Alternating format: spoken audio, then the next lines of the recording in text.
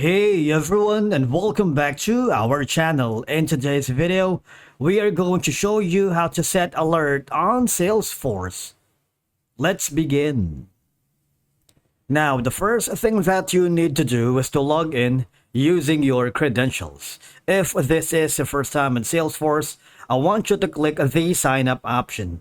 And from here, just follow the on-screen instructions and you're good to go. To set up an alert in Salesforce, you can use different methods based on the type of alert you want.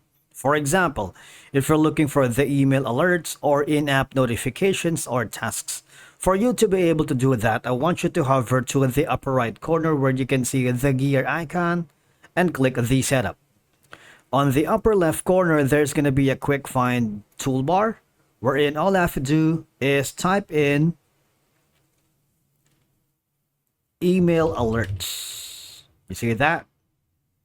Click on it. Basically, all you have to do here is, if you haven't already created an alert for your email, you might want to click on this option right here. It's a very easy thing to do. All right. So for now, we're going to put a description name here. Maybe this. All right. Object is maybe account for now. And the email template is, you can search for the email template that you want here.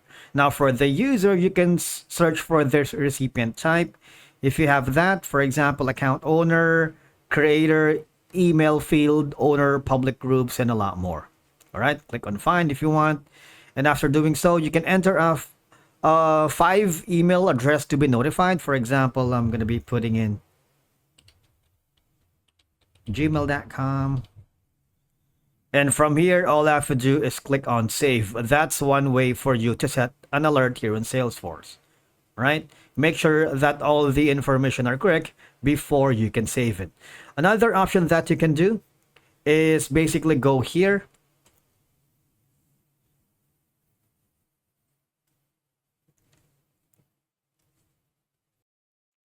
Type in alerts.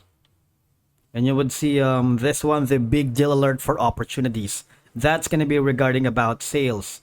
Because in this section, you can put in this information. It can alert account managers when contracts with clients are approaching to renewal dates, so they can reach out proactively. And by doing all of these, you can always notify account managers when there is important activity, for example, significant process purchases, or interactions involving key accounts, so they can maintain a strong relationship. All you have to do is click on save, and basically that's it for today's video. Thank you so much for watching. We will see you in the next one.